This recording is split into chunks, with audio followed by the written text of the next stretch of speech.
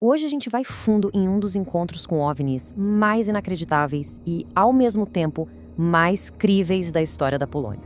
É uma história que não envolve qualquer testemunha, mas sim um piloto de elite, dezenas de pessoas em terra e um objeto misterioso que até hoje simplesmente desafia a lógica.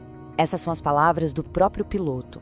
E com elas, a gente volta no tempo para 13 de julho de 1984. O cenário é um aeródromo polonês. O que ele e muitas outras pessoas viram naquele dia, esse objeto parado no ar, desafiando o vento, foi só o começo de um mistério que nunca foi resolvido. Então, vamos para o início do avistamento, porque antes mesmo do piloto entrar na história, algo muito esquisito já estava acontecendo lá no céu. Algo que, segundo todo mundo que viu, simplesmente não deveria estar ali. E o curioso aqui é o tempo que isso durou. Não foi uma olhada rápida, não. Foram mais de 40 minutos. Funcionários treinados, usando um telêmetro, que é basicamente um binóculo super potente e fixo, ficaram observando essa esfera parada no céu. Ou seja, eles tiveram tempo de sobra para ter certeza de que não era nenhuma ilusão de ótica. E aqui a gente já entra na primeira grande contradição do caso. O objeto era totalmente visível, tanto a olho nu quanto com o telêmetro, mas era um fantasma para todos os radares, inclusive para o equipamento militar de ponta que ficava a 70 quilômetros de distância. Como é que algo tão sólido, aparentemente, podia ser invisível para a tecnologia feita exatamente para detectar esse tipo de coisa? Para a gente entender de verdade o peso desse evento, primeiro a gente precisa saber quem era o homem no centro de tudo isso. Henryk Bronowicki não era um piloto qualquer. Ele era, sem exagero, um dos melhores que a Polônia já teve. Olha só a carreira dele. Desde garoto, a aviação não era só um trabalho, era a vida dele. Ele quebrou recordes, subiu de patente numa velocidade impressionante. Demonstrou uma habilidade, uma dedicação que pouquíssima gente consegue igualar. E esse número aqui, 9.560 horas de estudos sobre a experiência dele. Para se ter uma ideia, isso dá mais de um ano inteiro, sem parar, dentro da cabine de um avião. Ele conhecia o céu como a palma da mão. E não era só isso. Ele era engenheiro, instrutor, um cara que criava protocolos de segurança, que pilotava protótipos no limite do perigo. Esse não era um homem que ia fantasiar coisas. Era um observador treinado, metódico, super qualificado. E é por isso que o que ele viu em seguida é tão impactante. Agora a gente chega no coração da história. Com dezenas de pessoas lá no chão observando e pedindo para ele checar o que era aquilo, Bronowicki tomou uma decisão. Ele subiu no seu jato para ir de encontro ao impossível. O que aconteceu em seguida foi quase como uma dança bizarra no céu. Não foi uma perseguição normal. O objeto parecia reagir de forma inteligente, quase como se estivesse brincando de gato e rato com o jato. Ele não fugia desesperadamente. Ele respondia, mantendo exatamente 100 metros de distância e espelhando cada manobra do piloto com uma perfeição que não faz sentido. Quando ele chegou mais perto, a coisa ficou ainda mais esquisita. Ele descreveu uma superfície metálica, brilhante, que ficava girando o tempo todo em seu próprio eixo. Eles também notaram que não era uma esfera perfeita, era um pouco alongada. O ponto principal não se parecia com nenhum avião, balão ou qualquer tecnologia que eles já tivessem visto na vida. E essa comparação aqui resume perfeitamente o mistério.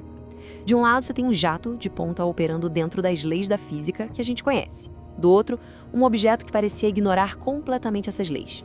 Um movimento sem propulsão aparente, invisível ao radar e uma capacidade de manobra que parecia instantânea e inteligente. E sabe o que deixa essa história toda ainda mais forte? É que o avistamento não ficou restrito àquele aeródromo e àquele piloto. Aparentemente, os céus do sudeste da Polônia estavam cheios de espectadores naquele dia, e muitos deles viram exatamente a mesma coisa. Pois é, de Mielia Katarnów começaram a pipocar relatos de várias cidades e vilas. Pessoas que não se conheciam, que não tinham nenhuma ligação, estavam descrevendo o mesmo fenômeno. Uma esfera metálica, brilhante, parada no céu ou se movendo de um jeito que não dava para explicar. Olha só que interessante essa citação de uma família que ficou mais de meia hora observando o objeto. A primeira reação deles, claro, foi pensar que era um balão. Mas depois de ver o objeto parado contra ventos fortes e depois se mover de lado perpendicular ao vento, essa explicação simplesmente não encaixava mais. E aqui vem a confirmação de outro profissional da área, Um controlador de tráfego aéreo de um aeroporto vizinho não só viu o objeto, como também notou a característica mais bizarra dele: seu movimento contra o vento. Isso, fisicamente falando, é impossível para um objeto passivo como um balão. Então é claro que a explicação oficial, a mais cética, se concentrou na única resposta que parecia plausível que eles tinham. Só que quando a gente olha os detalhes, essa teoria do balão meteorológico fica cheia de furos. Essa era a grande pergunta na cabeça de todo mundo. A imprensa, as autoridades, todo mundo queria uma explicação simples. E um balão meteorológico perdido parecia a resposta mais fácil e conveniente. Mas essa explicação simplesmente não se sustenta. Sim, é verdade que encontraram uma sonda meteorológica, mas testemunhas em Tarnow viram o objeto disparar na direção do horizonte numa velocidade absurda. Ele não caiu numa árvore. Balões não ficam parados contra ventos fortes. E o mais importante de tudo, balões não entram em perseguições interativas com jatos de combate. Cada ponto-chave do que foi visto contradiz diretamente o comportamento de um balão.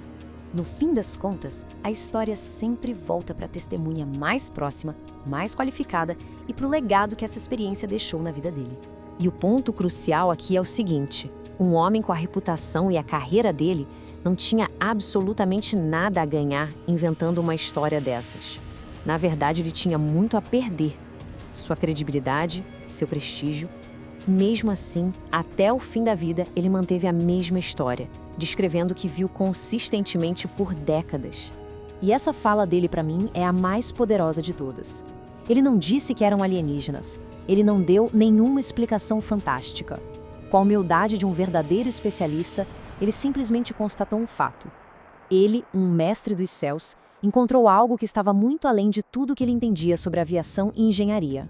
E é essa pergunta que fica no ar até hoje, né?